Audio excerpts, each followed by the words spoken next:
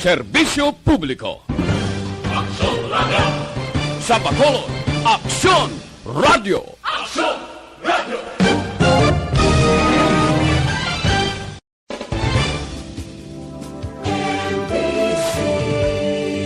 Manila Broadcasting Company. Sa balita, komentaryo, isyu, serbisyo publiko. Aksyon Radio! Sa Bacolod, Aksyon Radio! Aksyon Radio!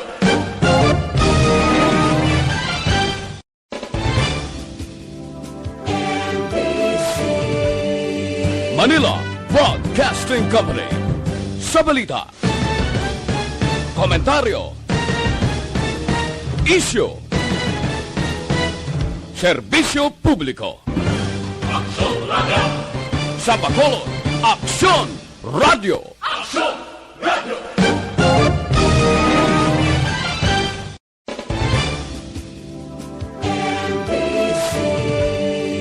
Manila Broadcasting Company. Sa balita, komentaryo, isyu, serbisyo publiko. Aksyon Radio! Sa Bacolod, Aksyon Radio! Aksyon Radio!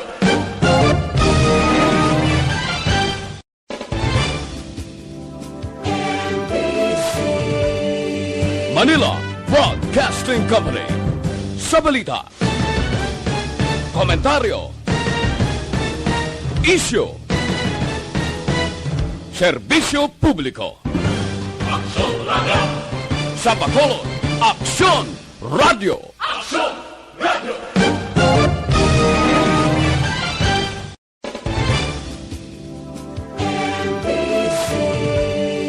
Manila Broadcasting Company.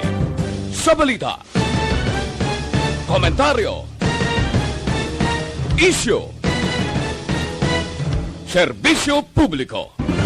Aksyon Radio! Sa Bacolod, Aksyon Radio! Aksyon Radio! Aksyon! Balita Evening Edition. Magadulong sa inyo sa mga nagapanguna ng balita lokal, national, international, sports, kag entertainment. Aksyon! Balita Evening Edition. Kag karon ang inyo news team. Una sa balita, una sa aksyon. Mayong gabi syudad sa Bacolod, Western Visayas, kag bugos nga Pilipinas. Welcome na sa pagpangalagad sa Aksyon Balita Evening Edition. Karon nga adlaw Miyerkules sa Marso 24 tuig 2021. Akitan kita live sa mga official Facebook page kag sa YouTube channel ang Aksyon Radyo Bacolod kag mabatian pag sa www.actionradyobacolod.com.ph. Kaming inyo mga tag-balita. Aksyon and Defensor. Kag Aksyon Dale Salazar para sa mga headlines sa una kita sa mga balita lokal. Alkalde sa Escalante handa nga sabton ang show cause order sang DLG. Anay kapitan kag principal sa Banwa sa Manapla arestado sa pagupot sang armas. Sa balita national, 5 alkalde sa Pilipinas nga una nagpabakuna ginapasabat. Malapit 50% nga gina-admit sa hospital mild kag asymptomatic COVID-19 cases. Una sa balita, una sa aksyon. Detalye sa mga balita lokal pagkatapos gid lamang sini.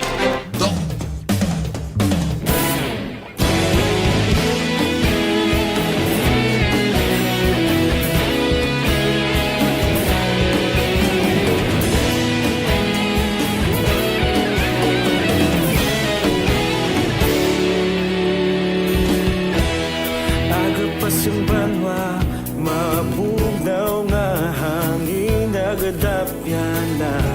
Ikaw nang ginapamati ang namon ginasandigan. Tingog sang probinsya, kamatuuran ginapalap na. Minsay nga may dala, paglaom kag kasanan. Tinuig na nagligan, ikaw gihapon ang ako nga istasyon. Sa pagbudlak sang adlaw, sa pagtuhaw sang biton. Mga balita, ang dala inspirasyon. Aksyon Radyo, Bacolod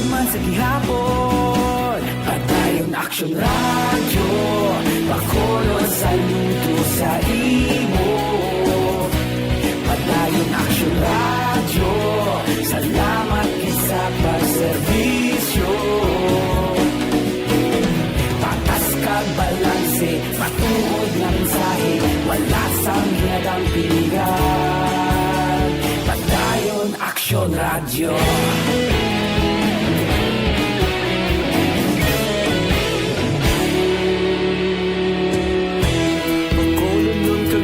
Sanon inyong pamatian, istasyon nga nagapalaplag sang kamaturan. Mabakod nga prinsipyo, reporter handa sa serbisyo. Kahapon, karun kag sa gihapon, kita magapadayon. Ikaw gihapon ang ako nga istasyon, sa pagbutlak sang adlaw, sa pagtuhaw sang bituon. Mga balita na may dala inspirasyon, Aksyon Radyo, Bacolod man sa gihapon. Padayon Aksyon Radyo, Bacolod saludo sa imo. Padayon Aksyon Radyo, salamat sa pagserbisyo. Patas kag balanse, matuod na mensahe, wala sa ginadang pilihan. Padayon Aksyon Radyo. Una sa balita, una sa aksyon, sa Bacolod Aksyon Radio. Una sa balita, una sa aksyon, sa Bacolod Aksyon Radio. Kita ulog na na'y sagsang anong nakalintangan. Responsable na pagbalita, pagdaling na ipalat na. Malasig pero sigurado, aksyon na may dalang pagpalanggan.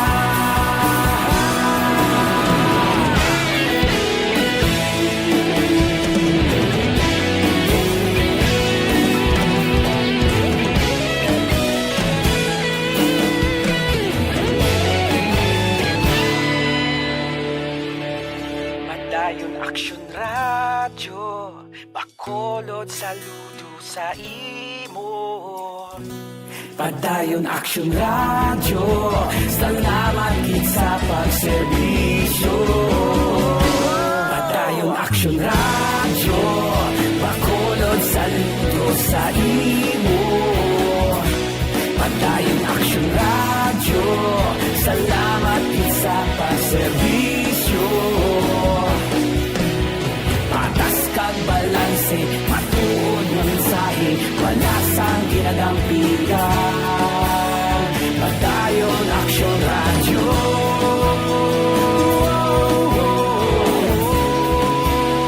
Padayon Aksyon Radyo.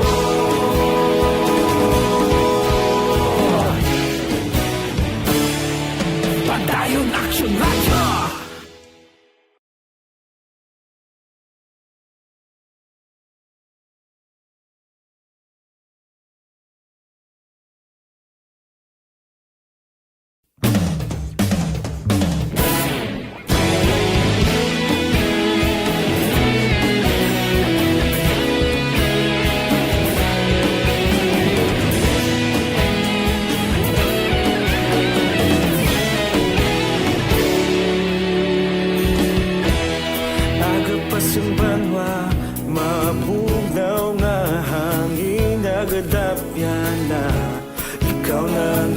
Pamatian namon ginasandigan, tingog sang probinsya, kamatuuran ginapalak na. Mensahe nga may dala, paglaong kag kasanag. Tinuig na nagligan, ikaw gihapon ang ako nga istasyon, sa pagbudlak sang adlaw, sa pagtuhaw sang biton. Mga balita may dala inspirasyon, Aksyon Radyo, Action Radio, Bacolod saludo sa imo. Padayon Action Radio, salamat isa pagserbisyo. Patas kag balanse, patuod nga mensahe, wala sang hinagang pilihan. Padayon Action Radio.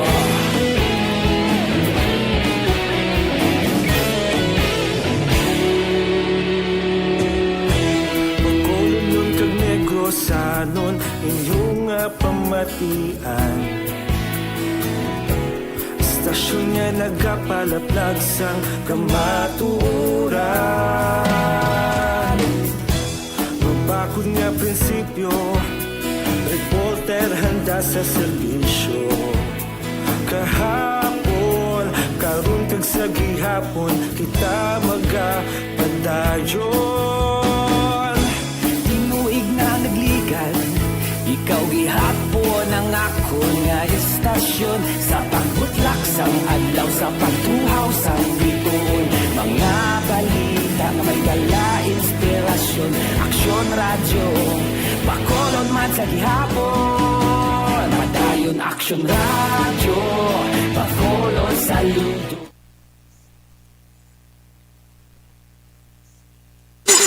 Sa aksyon!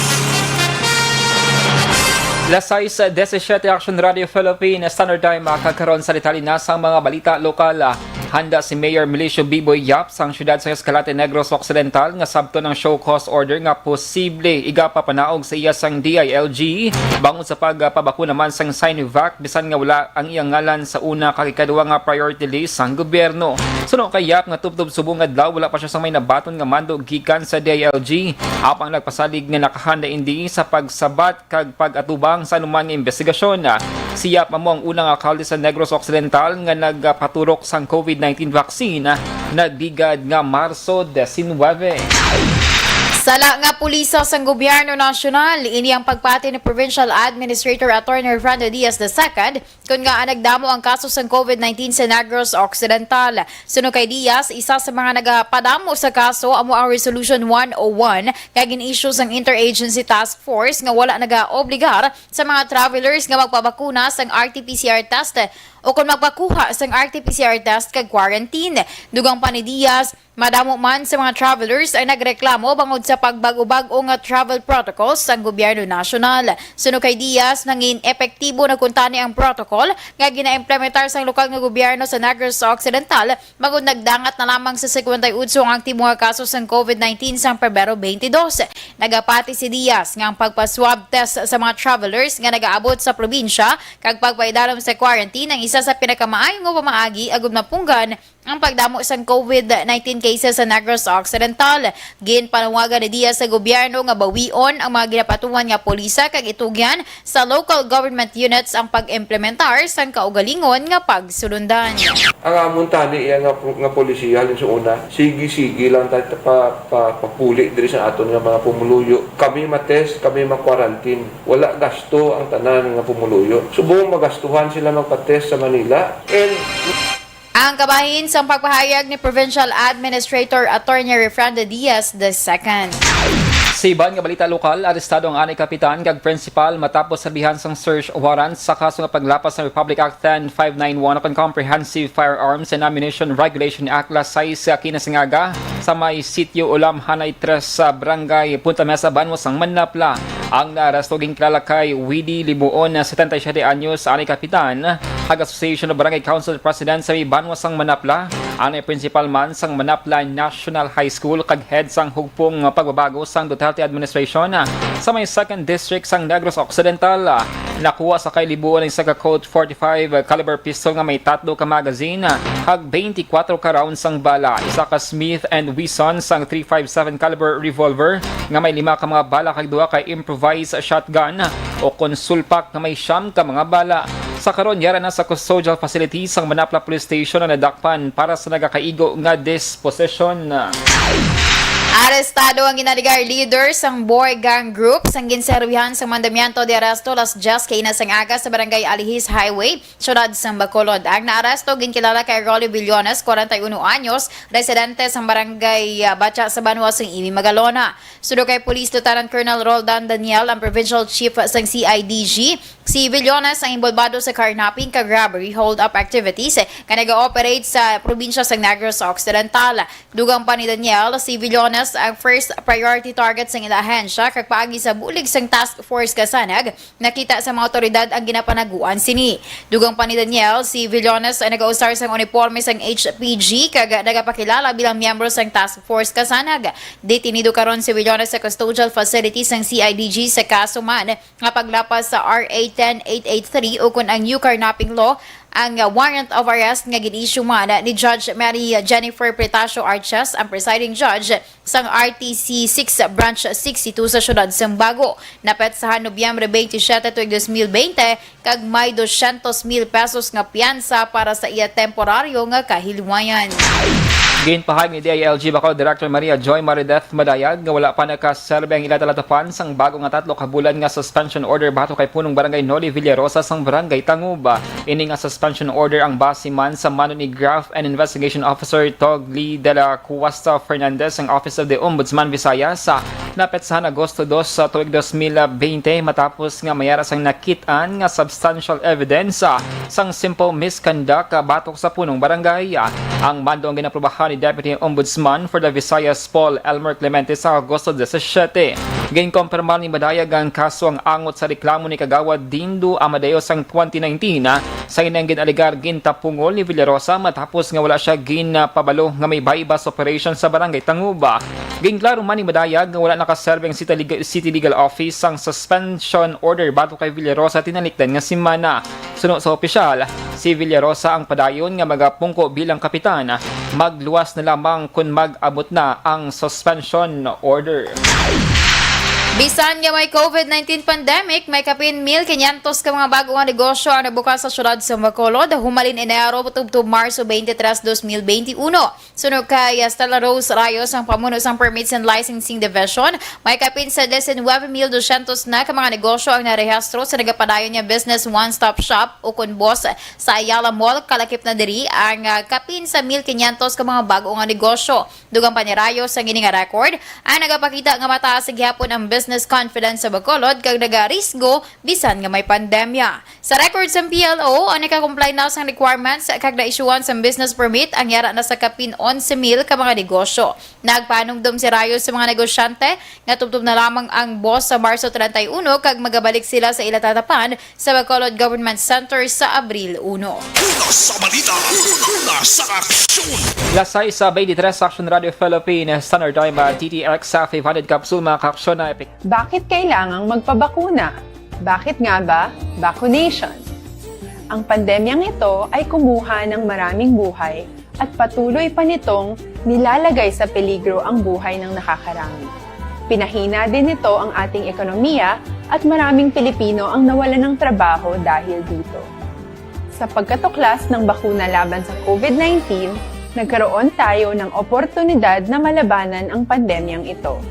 Sa tulong ng mga bakuna, ay may iwasan natin ang sintomas ng impeksyon at posibleng maiwasan din ang malalang impeksyon at matigilan ang pagkalat nito. Gayunpaman, gaya ng iba pang mga bakunang ginagamit sa nagdaang dekada, ang abilidad nitong protektahan ang ating komunidad ay tataas lamang kung hindi bababa sa 70% ng ating populasyon ay bakunado. Halimbawa, kung ang iyong barangay ay mayroong 100,000 katao, hindi dapat bumaba sa 70,000 ang dapat mabakunahan upang matiyak na proteksyon ang buong komunidad. Kaya ating tandaan, ang pagbabakuna ay hindi lamang para sa iyo o sa iyong pamilya. Ito ay para din sa iyong barangay, lungsod at probinsya. Tara, sa Vida Vaccination! Aling mga bakuna ang gagamitin sa Pilipinas? Sa ngayon, may limitadong supply ng bakuna sa buong mundo. Sa katunayan, halos 80% ng stock sa buong mundo ay nabili na ng mga mayayamang bansa. Dahil dito, walang iisang kumpanya ang maaaring mag-supply ng 110 million na bakuna sa Pilipinas, kaya naman nakikipag-usap ang ating gobyerno sa 7 manufacturers. Sinisiguro natin na ang mga bakuna na to ay makakatanggap ng Emergency Use Authorization at kung may EUA sila, doon lamang sila bibilhin at gagamitin ng ating gobyerno para sa ating vaccination program. Nagbibigay ang EUA ng assurance o katiyakan na ang bakuna ay dumaan sa masusing pagsusuri at nirerekomenda ng mga independent na eksperto sa atin. Hindi mo rin kailangan mag-alala. Ang bakuna laban sa COVID-19 ay hindi magbibigay sa'yo ng COVID na sakit. Tara, sa Vida Vaccination! Magkano ang babayaran ko para mabakunahan? Ibibigay ng gobyerno ang bakuna ng libre. Wala kang dapat bayaran para magpabakuna. Tara, sa Vida Vaccination! Sino ang unang makakapagpabakuna? Dahil kailangan nating masiguradong patuloy na makakapagtrabaho ang ating health system para maalagaan tayo, ang mga medical frontliners ang unang makakatanggap ng bakuna. Susunod dito ay yung mga eligible na senior citizens dahil sila ay nasa greatest risk ng severe infection o kamatayan. Alam natin ito dahil sa ating lokal na datos na mas mapanganib ang COVID-19 sa mga matatanda. Ang pagkakasunod-sunod na kung sino ang unang makakatanggap ng bakuna ay natukoy sa tulong ng mga eksperto. Tara, sa Vida Vaccination! Kailan at saan ka dapat magpabakuna? Ang inyong national government ay nakikipag-ugnayan sa mga lokal na pamahalaan upang maihatid ang bakuna sa inyo. Ang lokal na pamahalaan or LGU nyo ang maghahanda ng pagpaparehistro at pag-ayos ng schedule ninyo sa pagpapabakuna. Mangyaring abangan ang anunsyo at instructions na magmumula sa inyong mga mayor or governors ukol dito. Tara, sa Vida Vaccination! Ano ang kailangan mo bago magpabakuna?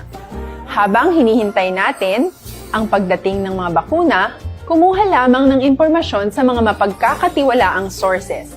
Magtanong lamang sa mga licensed medical professionals ukol sa wastong pagbabakuna para sa COVID-19. Matuto rin tayong mag-verify ng ating mga nababasa o naririnig. Tanging tamang impormasyon lamang ang makakapaggabay sa atin sa ating desisyon na magpabakuna. Ang inyong health history ay mahalaga din sa pagtukoy kung dapat ka bang bakunahan o hindi, kung anong bakuna o angkop sa iyo. Kaya naman, importanteng seryosohin natin ang health screening na ito. Magpakita sa araw ng inyong screening at ideklara ang inyong complete health history, gaya ng allergies o mga risk factors o mga sakit noon. Masusuri ka lamang ng tama ng isang health professional kung ibibigay mo ang mga hinihiling na impormasyon. Kung hindi ka naman sumailalim sa screening, hindi ka maaaring i-book o i-schedule para sa pagpapabakuna. Tara, sa Vida Vaccination! Ano ang kailangang gawin sa araw ng pagbabakuna? Pumunta kayo sa vaccination site kung saan ka nakalista. Huwag kalimutan magsuot ng face mask at face shield. Bago katurukan ng bakuna, kailangan mong pumirma ng isang informed consent. Sa pagpirma ng dokumentong ito, ay pinapatunayan mo na voluntaryo kang magpapabakuna at alam mo ang mga benepisyo at posibleng side effects nito. Huwag din kalimutan ang mga minimum public health standards habang nasa vaccination site. Katulad lamang ng pag-maintain ng 1 metrong layo sa iba at pagsasanitize ng inyong kamay habang naghihintay. Pagkatapos mong mabakunahan, ay makakatanggap ka ng isang vaccination card at malilista dito kung kailan ka nabakunahan at kung kailan ang iyong susunod na appointment. Mananatili ka muna sa vaccination site ng 1 oras upang obserbahan ka sa mga di pangkaraniwang na sintomas o adverse events. At dahil importante sa amin ang inyong kaligtasan, ay patuloy kang babantayan sa susunod na 1 taon or 12 months. Tara, sa Vida Vaccination! Ano ang dapat gawin pagkatapos magpabakuna? Maaari kang makaranas ng side effects tulad ng sa trangkaso, pero mawawala naman ito dapat pagkatapos ng ilang araw. Huwag mag-alala. Senyales to na bumubuo ng proteksyon laban sa sakit ang katawan mo. Karamihan nakakaranas ng lagnat o sakit at normal ito. Kontakin ang iyong healthcare provider kung ang pamumula o pagiging sensitibo ng lugar kung saan ka tinurukan ay lumala pagkatapos ng 24 na oras. At kung nag-aalala ka pa sa iyong mga sintomas o kung hindi sila nawawala pagkatapos ng ilang araw.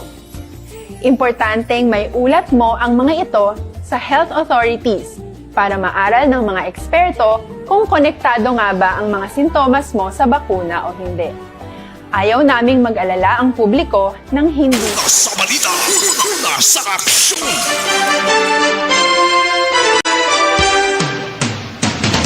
Lasay sa 31 Action Radio Philippines Standard Time kagkaroon sa detalinasang balita nasyonal. Ginapathag ang 5 kamalkalde sa Pilipinas nga nabakunahan na sa COVID-19 bisan nga prioridad ang mga health workers. Lakip sa mga kalde ang ginisyuan sang show cause order sa Musanay Mayor Alfred Romualdez sang Tacloban City, Mayor Dibutuan sang Tibuli Town sa may South Cotabato, Mayor Sulpicio Villalobos sang Santo Niño Town sa may South Cotabato, Mayor Noel Rosal sang Legazpi City sa may Albay, kag Mayor Abraham Iba sang Bataraza Town sa may Palawan. Una na nga ginpahayag ni Palace spokesman Harry Roque nga ang mga medical frontliners ang grupo sa karon nga prioridad sang vaccination. Suno kay Roque ang pagbayular sang sininga pulis ang mayara sang impact sa palabutan nga delivery sa mga bakuna gikan sa COVAX facility. Ginatrabaho sa karon sa Department of Health ang pag-decongest sa mga hospital matapos ma-report nga malapit sa tunga sa nga gina-admit nga pasyente ang ginakabig nga mild kag asymptomatic COVID-19 cases. So kay Health Undersecretary Maria Rosario Vergere, may gin-deploy na nga grupo agud mag-inspect kung ginasunod sa kada hospital ang direktiba nga mag-alokar sang 30 tubtob 50% sang beds para sa COVID-19 patients. Dugang pa ni Vergere, nagpromisa naman ang Department of Public Works and Highways nga magtukod sang temporary nga treatment kag monitoring facilities sa sulod sang 2 ka semana. Una ginpahayag ni Isolation Czar Secretary Mark Villar nga 50% na nga okupado ang quarantine facility sa Metro Manila kag 16% naman sa bilog nga pungsod. Sa dugang pangabalita national, nag-file si Senador Manny Pacquiao sang hagna nga nagaduso sang 335 billion stimulus package para sa mga empleyado kag pamilya nga nagakinahanglan sang ayuda pinansyal. Isa ka tuig ang nakaligad sang nag-umpisa ang pandemic. Nasa sa Senate Bill number 2123 nga ang 100 billion ang para sa low-income individuals, households kag homeless persons, 100 billion para sa workers subsidies, 100 billion para sa capacity building sa mga sektor. Nga lubos nga naapektuhan 30 billion ang para sa displaced workers assistance, 3 billion para sa internet allowance sa mga manunundo kag estudyante sa DepEd K-12, kag 2 billion pesos naman ang para sa internet allowance para sa tertiary level. Ang hagna sang senador ang ginfile isa ka tuig ang nakaligad matapos ginpasar sang Senado sa final reading ang Bayanihan 1.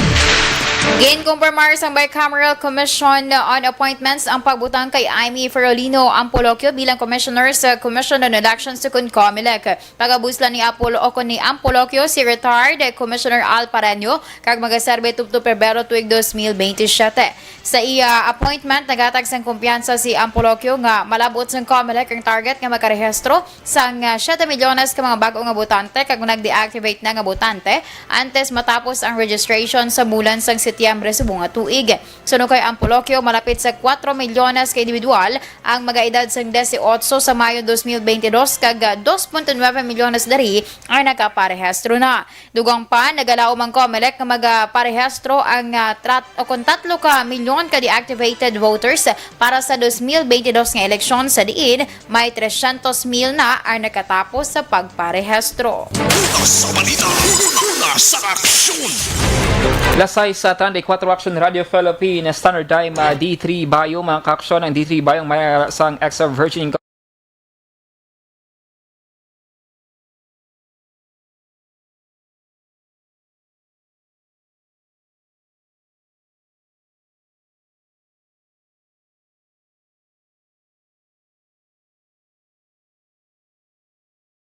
Mayara sang Talk to the People nga pati gayunon si Presidente Rodrigo Duterte ini ang basiman kay Presidential Spokesman na Harry Roque. Lasay sa 35 Action Radio Philippines Standard Time inyo nabatian ang kabubusan ng mga balita sa Aksyon na Balita Evening Edition. Karon nga adlaw Miyerkules Marso 24 tuig 2021. Salawat kaming inyo mga tagbalita. Aksyon ang Defensor. Action Dale Salazar, una sa balita, una sa aksyon. Sa Bacolod Aksyon Radio.